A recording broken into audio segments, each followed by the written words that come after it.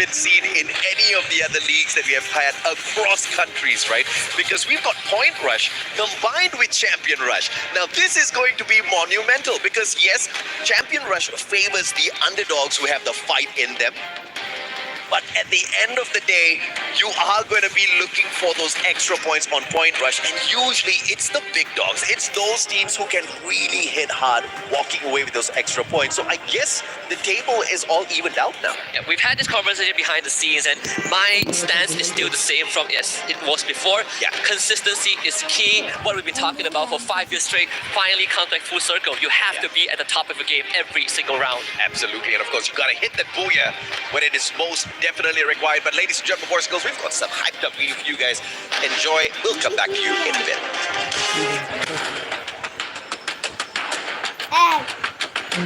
BRU are not going to give him that time. Mochi finds a bullet straight to the stadium.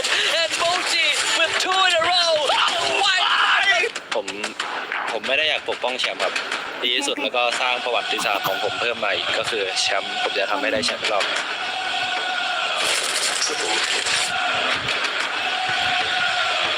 Nada, que se preparen, que vamos a ir con todo y daremos todo.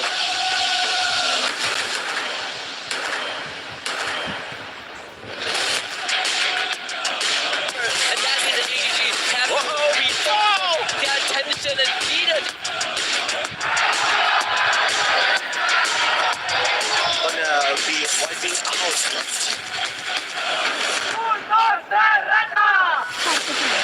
เข้ารอบได้ก็จะไปเอาแชมป์อีกครับเพราะปีที่แล้วก็คว้าแชมป์มาแล้วครับ Eu acho que foi a gente teve um mau desempenho devido à falta de experiência, mas acabou que esse ano a gente voltou sabendo o que a gente vai fazer, treinamos muito e se habituamos ao campeonato. เปลี่ยนหลายอย่างครับการเล่นแล้วก็เจอเพื่อนร่วมทีมแบบใหม่เล่นไม่เหมือนกันแต่ก็เคยได้แชมป์ทุกอย่างมาแล้ว E queria deixar um recado aí que vai ser bem disputada essa final e Everybody can talk the big talk, but who can walk when it truly matters? As we head on into Bermuda shortly, we will find out, Husky. The most important thing right now is the slogan. Everyone needs to know this coming into EWC, regardless of what titles you're in. Yeah. Nothing is granted. Everything is earned. Just like On Fire said, if he makes it through, Falcons are going to win another trophy for the Nest. But making it through is the hard part. I've talked to a lot of people, professionals, players, coaches, and even psychologists, sports psychologists behind the scene, how tough it is to win one championship and go on to win the second one the year after. Yeah. It is incredibly tough. Nearly impossible. Yeah, not everyone can be like the Brazilians, right? Not everyone can be like what Fluxo brought to the table. And yes, you are right, Falcons, they were the champions of EWC 24 for Free Fire. But right after that, in order to qualify for this competition, they were ranked 9th in Southeast Asia. And that is not looking good for the brand at all. But of course, we have seen the Falcons do this time and time again, kind of fly under the radar. Yeah, this time we've got RedHawks for the first time ever. Bangladesh is going to be joining the fight, and they have got a really good coach behind the scenes as well. We've got Coach Duca, who has got all of the game knowledge you would ever want, you would ever need in the world of Free Fire. But it's all about the application of that knowledge out there on the battlefield. It's going to be nerve-wracking. I can't imagine how the players must be feeling, right? First ever international tournament that they qualify, and it had to be the Esports World Cup.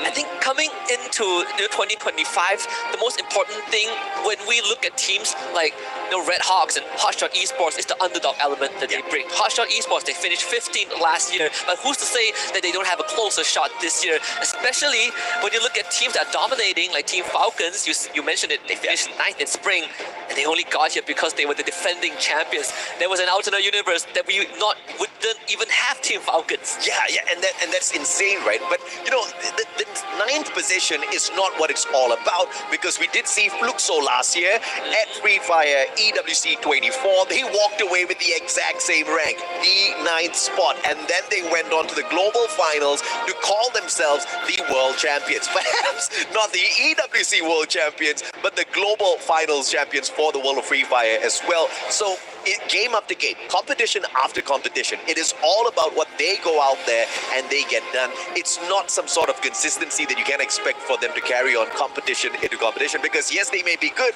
but others are rising to the occasion as well. Yeah, and some of them are playing today. Like Core Yeah. Memory Esports, for example, this is one of the, for me, the biggest underdog coming in from the strongest region in the world. Yeah. Because when we saw them in spring, Core Memory really feels like not a core memory, right? They have been sidelined a lot of times. Their performance have been really up and down. You look at the players and you look at the accolades that they have, it makes you scratch your head what exactly went wrong. But yet they are here at Free Fire EWC 25, overshadowing Team Falcons, and it makes you wonder if they can take it further, or was that just a lucky stroke? Yeah, absolutely, man. And of course, we do see the fact that Falcons actually pulled away limit from their core, but what they got off of that trade was Cougar, right? Cougar has got that EWC experience. He was in participation. He is actually the world champ in core memory, so he carries on some vital memory from last year into this squad.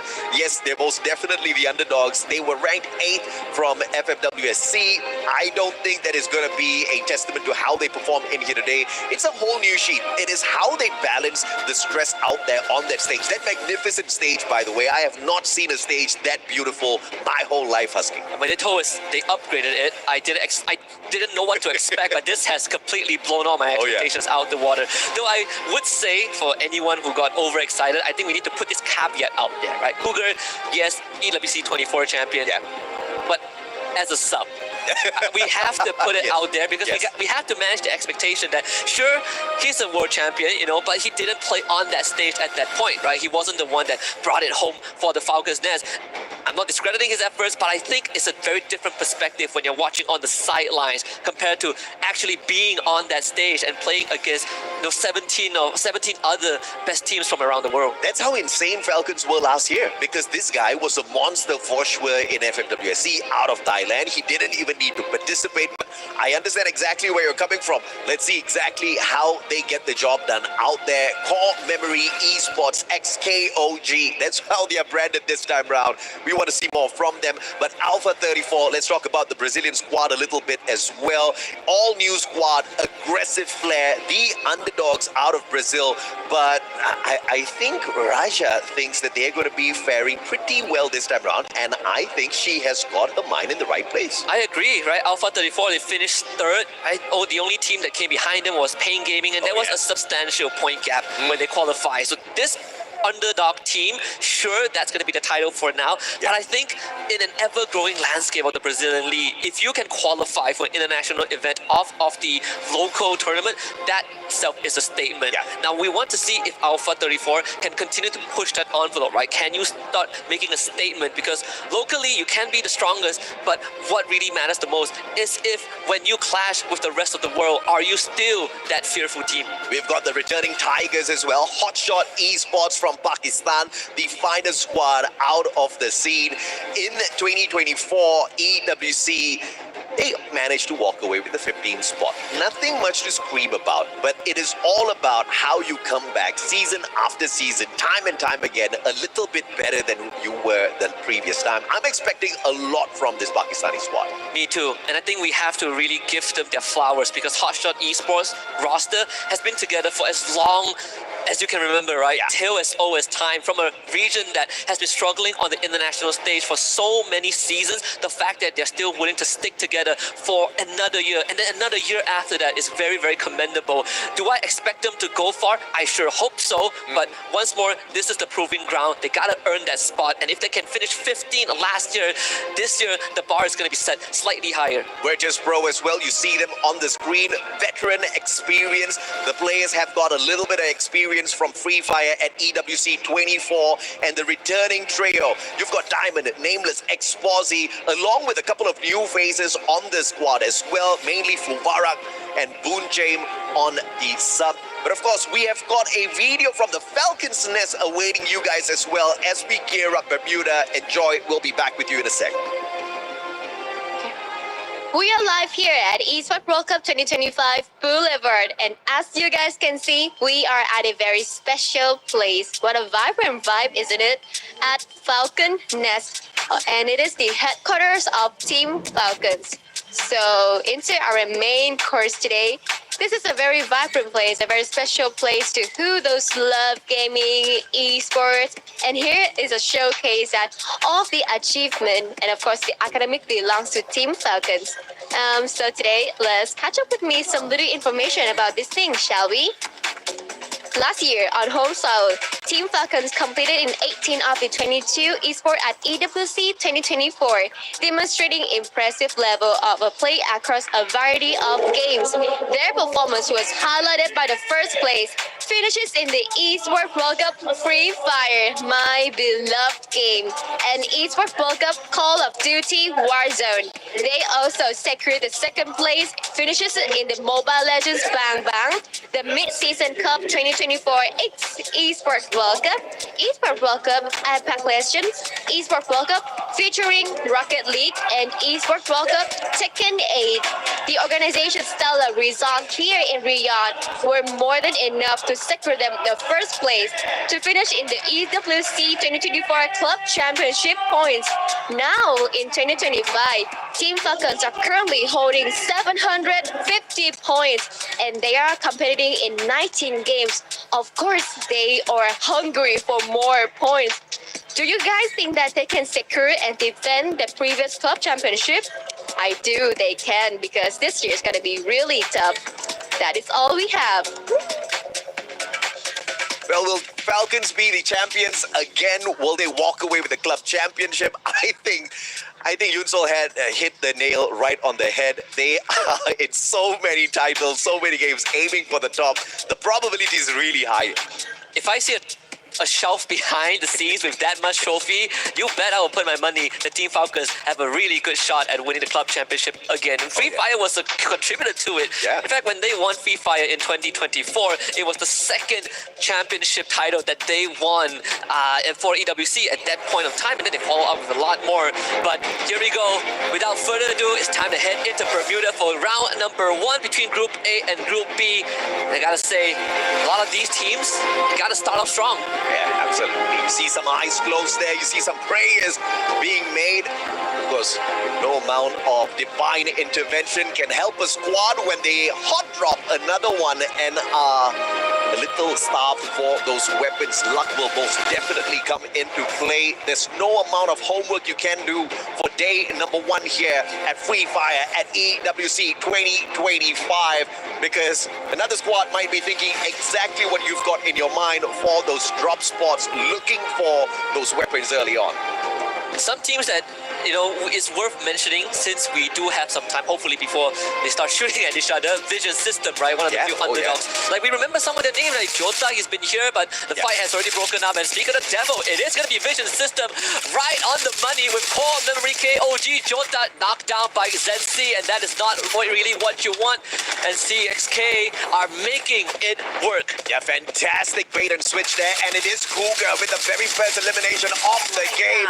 And it looks like Zensi continuously on fire. 4 eliminations, the first squad to get knocked out. Vision System, unfortunately, they did not have the vision to stay away from one of the deadliest squads out there. I am so sorry. I was doing my job, and the Vision System, not the exit that anyone would want, but it, you know, that's how competition is. Core Memory, strong start. It is also a team that we talked about, the underdogs from Thailand, and you don't really get that title easily. And the fact that Core Memory got off to a 4-point start, it is a dream opening, especially when they have control of Clock Tower. Yeah, and we were highlighting Cougar as well as to how he was the sub out of Falcon. When you let this guy play, you see exactly what happens, right? First blood material in Core Memory Esports XKOG, picking up the first 4 points, the only squad to get into a tussle early on and to walk away clean, not allowing their opponent's Vision System to get away from Clock Tower at all. But of course, that is not to the... we can't really judge Vision System all that too early, right? Because these hot drops can be absolutely deadly sometimes. Once again, luck comes into play. You never know what sort of a weapon you're going to be finding out there. And unfortunately for them, luck just wasn't on their side early game at Bermuda. Yeah, could be on our side though. Sometimes we say something and it just happens. That's all the time. Yeah, it sounds scripted, but I promise you, we did not plan this at all. Kyung actually gets knocked down by Peter. A far Vitality now being caught in the crossfire. Team Falcons on the tail. And I do wonder how this is going to turn out, right? Especially with Peter, it's going to be forcing the rest of Vitality away. They will escape the Falcons. Thanks for now, Diggs out in the air, but no follow-up shots. So Falcons only find one. Yeah, well played by Vitality. So if anyone is wondering, like, Vitality, where did they come from? If you know of a squad that used to be known as the Falcon Hunters, Bigatron Esports, they are the brand that was acquired. Vitality, they have got what it takes to really wreck some of the hopes of these other squads out there. But early game, being caught in a tussles, not faring them all that too well. Thankfully, they had their jump pad in hand, managing to quickly reposition. Booger and squad now, Core Memory continuing their prowl, compound to compound, looking for those vending machines because you know you want those helmets, you want those level 3 Wests out there as well. Yeah, get the revive if there is a need for that. We see Oscar equipped by Cougar. A good time to talk about the very recent update, July 1st. Bye-bye Tatsuya. Bye-bye Tatsuya. Good riddance. To a certain degree, I know the whole world hated Tatsuya. Well, not the whole world, but people didn't like how the direction that Tatsuya is heading towards. We get all back. We get some decent buffs, you know, Skylar, Homer, Cassie got buff. So it gets me excited every single time, but here it is, Falcons catching up to Vitality and finds 2 more bodies to add onto the list. Yep, absolutely, and this is the kind of pacing you gotta fear if you're the opponents of Falcons. You don't want to be coming across a squad that is desperate to go back-to-back in terms of championship. They are, once again, the champions of Free Fire at EWC 24. They want to pull in 25 as well to their side. And obviously, Club Championship is waiting for the Grand Kocha. Flies away, Peter has got the right gun and knocks him out of the air, putting Vitality down onto the ground. One final survivor quest. Oh, that was the last one guy. goes out as well. Bye-bye, Vitality. Too early. Really, really too early. So far, the points have been skewed towards 2 Titans, Core Memory and Team Falcons. We saw the earlier video talking that On Fire is the only quote-unquote survivor from last year, but we also saw Peter, right? It was time to do Peter justice because he also won with the team. It's good to see that Peter is still got it. I mean, we know Koskiu is behind the scenes as the analyst, and you know, one more to charge is definitely a bit heartbreaking, but another fight breaks out. Couple of Riptide Rhythms right towards Alpha 34, and Liz has no chance. Yeah, not even the time turner could save this guy, Linz. They pulled out the time turner right over the jump pad. Brilliant in terms of execution, but unfortunately, as they try to fly away, EVOS Esports just way too good with those long shots, especially when you've got this Wonder-Kid Rasia on your squad. VSK in hand, he's playing on meta right now, walking in with the Skylar, Riptide Rhythm on the buff, but here comes RedHawks, and they are looking for the birds in the sky. Falcons dropping to Roro. The rest of their players a little bit too far away for the hunt, but RedHawks with 3 eliminations already. I think they are off to a fantastic start. We know the psychology behind fear, and most people fear the unknown, and I think RedHawks are the unknown right now. This Bangladeshi team out of nowhere, no one really knows who they are and what they can bring. Taking 3 points for themselves at the very start, and I think when you play with this mindset that no one knows who you are and you really got nothing to lose, maybe that's the motivation that RedHawk needs to push it further. EVOS Divine now arriving at Factory, and then other occupants, if Core Memory, if Alpha 34, basically scattered around this compound. EVOS, they're not going to make an entry just yet, but I think holding this perimeter is perfect. Yeah, absolutely, man. And of course, you've got Liu here as well. Alpha 34 managing to get away from harm's way just moments ago, but perhaps out of the pan, straight into the fire. They've got a good wall now, blocking off the vision of Core Memory from spotting them out in the open. But the question is, does somebody rotate behind them? And as I asked that question, thank you very much, production. You've got RedHawks heading straight in towards Factory as well. This is really dangerous. Alpha, they need to quickly reposition if they want to live another circle. Question is, where is this next circle going to bring us, though, Husky? Yeah, I hope we go towards Factory. That would be crazy. That would be a deviation that you don't see often, but I think we might be heading towards Factory, right? We saw the Dynopters being used early on by RedHawks. That's why they are so confident going to the compound. The earlier takedown on Team Falcons forced them to reset. That's why, look at this rotation. It is so late. They are scanning Shipyard as the circle closes in towards Factory. And Falcons just playing the game of revival outside the circle. Now, this zone is not going to hurt you all that too much for the time being. They're looking for those coin machines. They're looking for the extra cash in their pockets to get those upgrades before getting involved in yet another tussle. And obviously, with all of these coins, purchasing a jump pad, going in for the very quick reposition is not going to be too difficult at all for Falcons. The veterans playing this really smart. Absolutely. In the bigger scheme of things, there's a couple of teams that like to play slow, right? Yeah. We heard earlier on when Carol was doing the team introduction, she said the boogeyman of the final circle, Fluxo.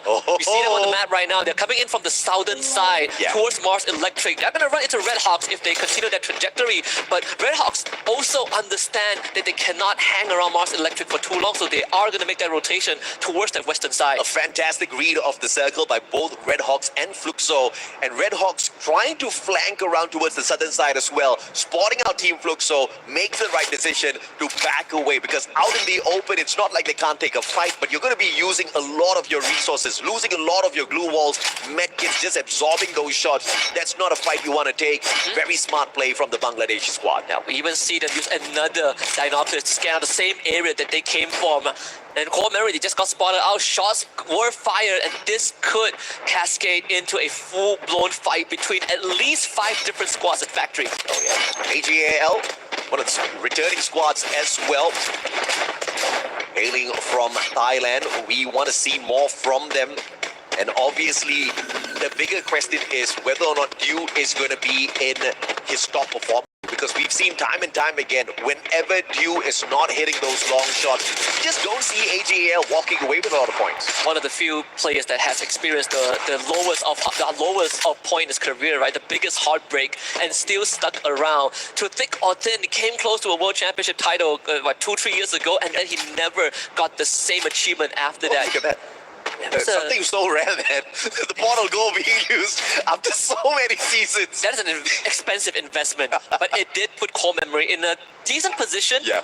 But I do fear if this circle closes down to the southern side, Core Memory are going to have to jump. I think this is a brilliant play from Core Memory, using the portal go to get on top of the silo. They've got that bird's eye vision. They've got the long-range weapons in their hands as well. You've got the Woodpecker on their side. You've got the AC-80 that is spotted out as well. I will not be surprised if one of them got to their airdrop to pull out an AWM. But we have to catch up with them in a little bit. AGAL, as they rotate around, the bigger question is, will they be able to find the players of hot shots before they find them? Because this next circle is going to be really important, and quite a number of teams are betting on the fact that it's going to be at Factory, and that is where we go. So AGAL is most definitely going to be pulled straight towards Team Hot Shots, and this is just not good for business. On the way into that circle as well, there's a potential 3-way outside the circle, because neither one of these 3 squads can sneak in towards that next zone undetected. This is such a Fluxo thing to do, right? Playing it slow. We know that they like Mars Electric, and there's a good chance that that's where they're looking to take over. But with this circle moving closer to the western side of the map, I think Fluxo might just think about booking it straight into Evo's Divine and RedHawks, and maybe giving AGAL a free pass towards Pochino, where they will meet up with Hotshot. Finally, the southern side of Clock Tower is where Team Falcons have perched their birds for now. Rain Gaming, a team that we haven't highlighted all that too much just yet. Qualifying in here from the 4th spot out of Brazil. Built for the big stage for sure, despite being overshadowed by Fluxo pretty much all the time. This is a squad that has got consistency built into them. You want to see a little bit out of that as well. Recent top 6 in the global finish as well. So this is a team that brings in a lot of promise to the ZWC stage. You see the airdrop collected by Team Falcon, so they were able to finally take their time and get ready for the end game, right? Yeah, that's a big play there. It's incredible. The fact that they were able to really read the situation right, understanding that most teams are going to head for the circle and potential siege into Factory. But I think the smarter way is to wait for Alpha 34 or Evo's Divine to start an engagement. Yeah, and you know we are on standby for some pandemonium. 12 minutes in, 10 squads still alive and kicking. Each and every single squad stacked with players. 40 players out there on the battlefield right now. And this circle Gonna get a tad bit too tight in a couple of seconds. This does not look good for some of them who are outside of factory, baby. And I can't believe AGAL ran into Fluxo. MT7 needs to go, but at least they found Horus due with the backup of the rest of the team, and the play zone knocking down MT7. Fluxo down to just Bobs against the AGAL. This could be his final resting spot on Bermuda. Bobs has nowhere to go, takes a launch pad, wants to escape, but Cypher says no. Fluxo are out. As anticipated, they bump into each other on the way towards factory, and Fluxo, unfortunate in the first bout, the first engagement they get into, they walked away with just 1 point on their side. But of course, they've managed to take away a player from the side of AGAL. Perhaps that will punish them a little bit later on. Virtus Pro circling on in, hot shot, can't get the job done just yet, and Pain Gaming showing them exactly how to get the job done. Action stealing away Diamond from their hands. Pain Gaming is annoyed, but they will go all out to shut down hot shots as well, who have not gotten into the factory compound just yet. Virtus Pro, a desperate move to beeline into factory, did not pay off at all. Completely sandwiched by 2 different squads. And because of that hot shot, they now get some room to breathe. They have ended up alerting Pain Gaming of their position, but it is still a far gap to close. We see even on the kill feed, RedHawks, they are starting to make their presence known.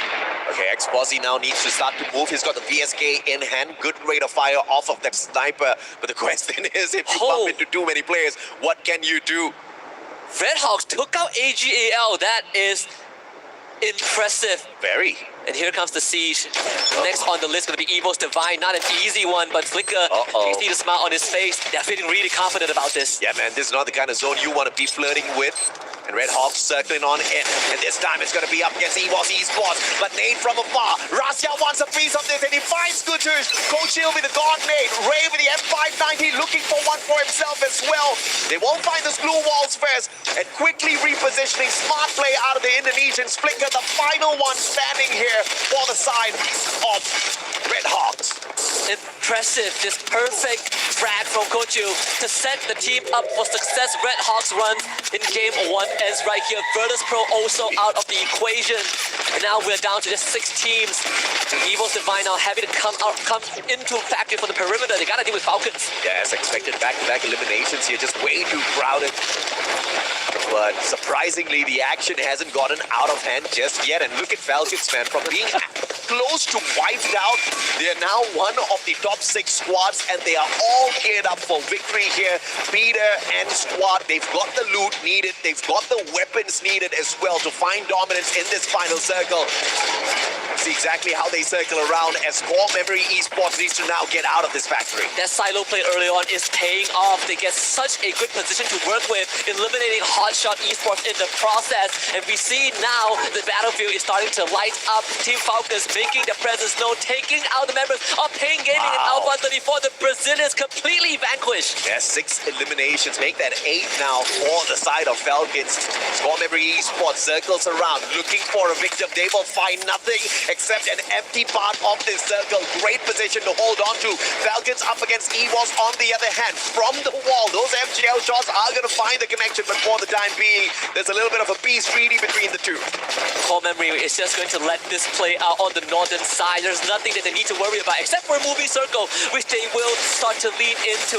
But for Evo's Divine, making it past this wall is going to be a mountainous task with Falcons guarding it. Oh, fantastic is the circle now, looking for the reposition. 3 squads left in here, all from Southeast Asia, 2 from Thailand, 1 from Indonesia. Who walks away with the very first booyah of the day? Kororo has got the weapon of doom, the M79, grenade launcher in hand, trying to lob those nades over the wall. And immediately as the Indonesians hear that, they back away from that wall, wanting nothing to do with his weapon. But the question is, can they play this circle without putting themselves in danger? The first team to rotate around usually is the first team to get punished. And the Riptide Rhythm breaking down the defenses of Core Memory. Ray wants a piece of this. Rosa in hand. Cougar just not the right weapon for a CQC and runs straight in with the Oscar. The Valiant Dash drops the players, and it is EVOS that crushes Core Memory. A valiant dash in vain. And Evo's Divine now stands toe-to-toe with Team Falcons. We've seen this play out last year in the final round of the grand finals.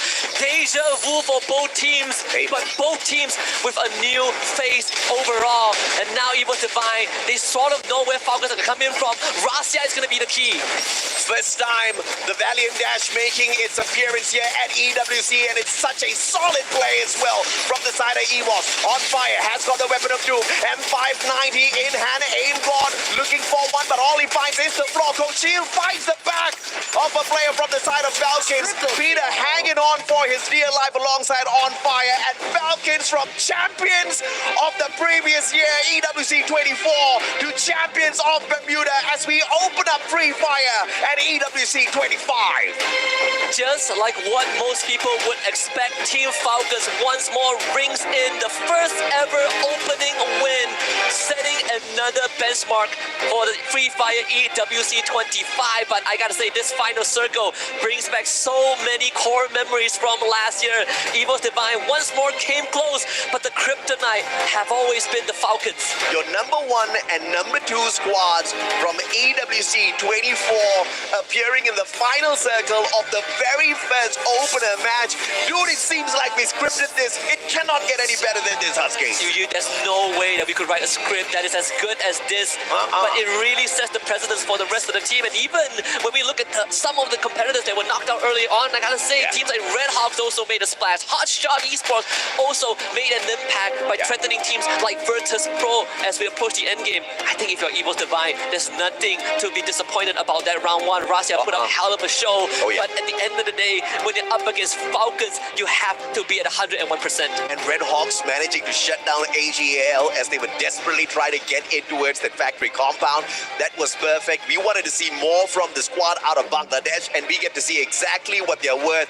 RedHawks definitely in the top half of our leaderboard, as we're going to spot it in a little bit. A phenomenal start of the day. We're going to be taking a quick short break, guys. When we come back, it's game number 2 at Purgatory, baby.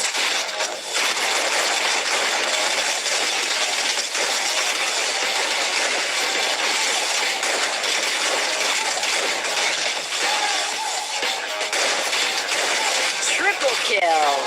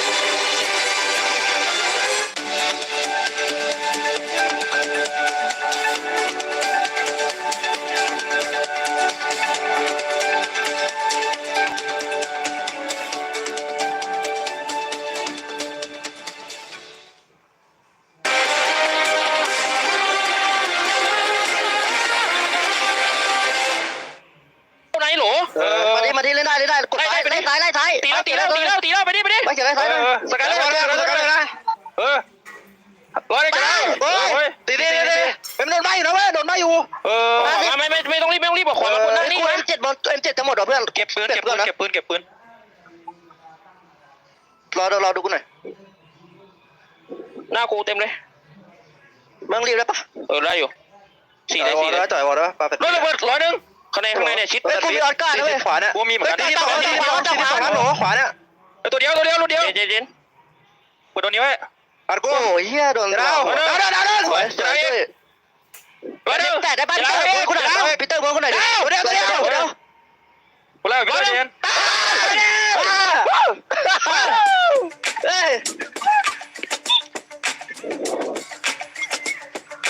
เฮ้ย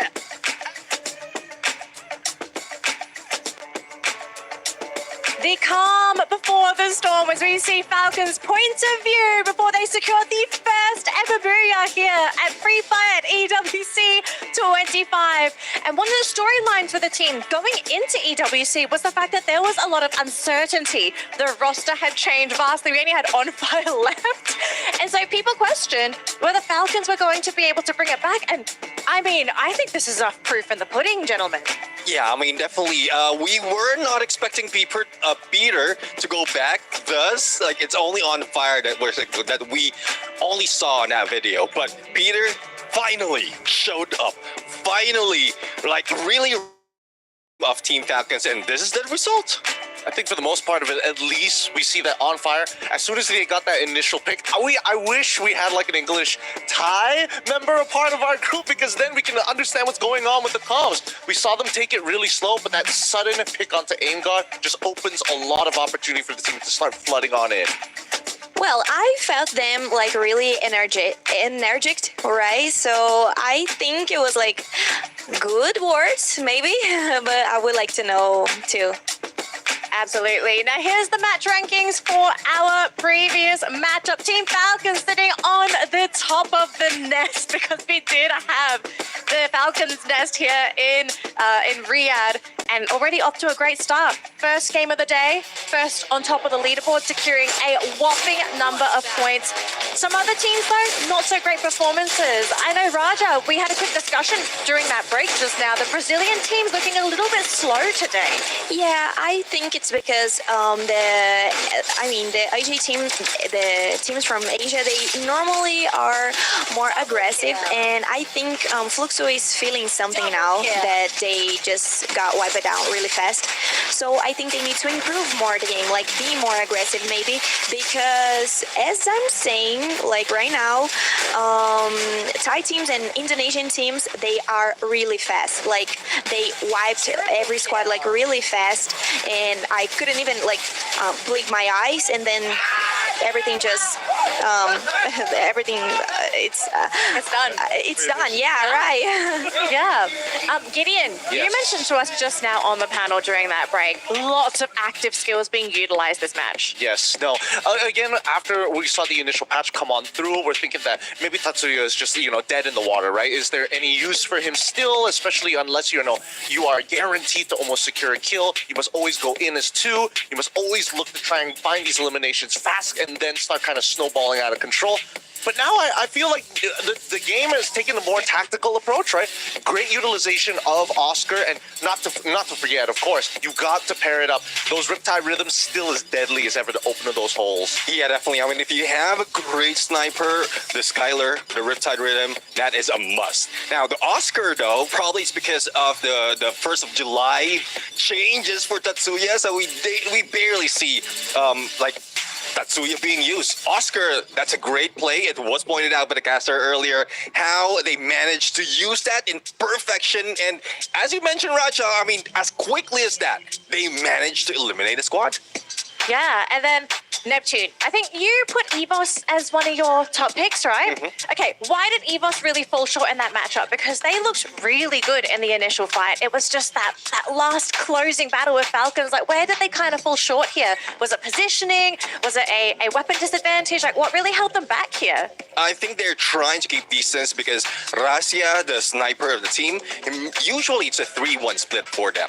And because it is a small circle already, there's not so much of space, even the position of those silos and the wall, so they couldn't get away from the always, hey, I'll take you on, okay, quick reset, and then we go back out again. And unfortunately, the call from Aim God was like, all right, we got to take a step back. Had they just taken a 0.5 moment to, hey, show some presence against them, maybe Falcons would be a little bit more hesitant to walk up or force them to use a couple things happening, but of course we all had like high expectations from Team Falcons, and they really did it. They did an amazing job, actually. I think not only an amazing job, but I think, I feel like just based off of not only the landing zones, but a couple, even, Alpha 34, taking their time, they denied points at the very end. So it feels like Latam as a region is looking to kind of download how everybody else wants to kind of move across the final few, especially those last 3 circles before anything else. I mean, one thing I know for sure, especially for Falcons, they want to ramp up into points. And then after that first match, they will study the opponent. So I think there will be a slowdown on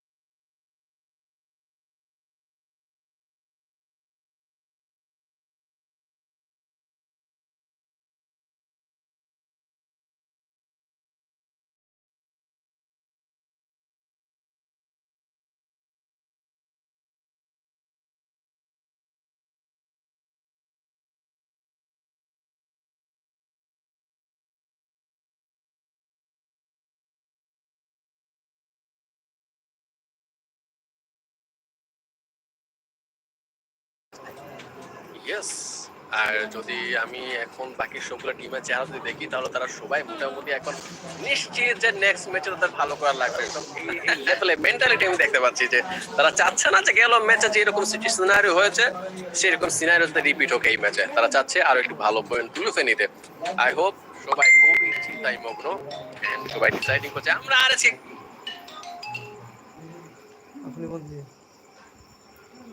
দেখতে পাচ্ছি বর্তমানে ফিরে wow that's মানে দেখে মনে হচ্ছে তারা happy এখন তারা ফার্স্ট ম্যাচে যেটা গিয়েছে তারা স্যাটিসফাইড আই হোপ আমিও স্যাটিসফাইড যদি সময় ফিল করো যে পয়েন্ট টেবিলে এত প্লেস তো এত বেশি পয়েন্ট আসেনি বাট এই তোমাদেরকে বোঝা লাগবে তাদের ফার্স্ট ম্যাচ ছিল এটা তারা জাস্ট ম্যাপটা বোঝার চেষ্টা করছে বাকি টিমগুলো কিরকম খেলছে সেটা বোঝার চেষ্টা করছে দেন এক্সিকিউট করবে লাস্ট ম্যাচে তাদের খেলার স্টাইলটা কিন্তু আমরা এরকম দেখেছিলাম ফার্স্ট 1-2 ম্যাচ তারা স্টাডি করে সবগুলো টিমকে দেন হচ্ছে এক্সিকিউট করে কিরকম তাদের গেম প্ল্যানটা হবে সো আই হোপ নেক্সট ম্যাচটাও তার পুরোটা আমি ভাবছি কি জানো আমার যেটা মনে হচ্ছে এই পুরোটা ম্যাপে হচ্ছে কি আরএসকে স্টাডি করবে শুধুমাত্র গেম প্লের দিকে ফোকাস করবে না ম্যাপ স্টাডি করবে টিম স্টাডি করবে কোন টিম কিরকম খেলছে না খেলছে সেটা বোঝার চেষ্টা করবে এক্স্যাক্টলি খানিকক্ষণ আগে দেখতে পেলাম কুদ্দুস নিজাম ফিগার এন্ড সাইড চারজন বেশ আনন্দের সাথেই বসে আছে প্রথম ম্যাচ শেষ করে তাদের মধ্যে লাস্টটা তো খানিকটা লক্ষ্য করলাম বাট এটা যে একটা বুয়াতে কনভার্ট করতে হবে সেটারই অপেক্ষায় আছে তাদের ফ্যান বেস পুরো দেশ পুরো অডিয়েন্স পুরো জাতি এন্ড আমার মনে হয়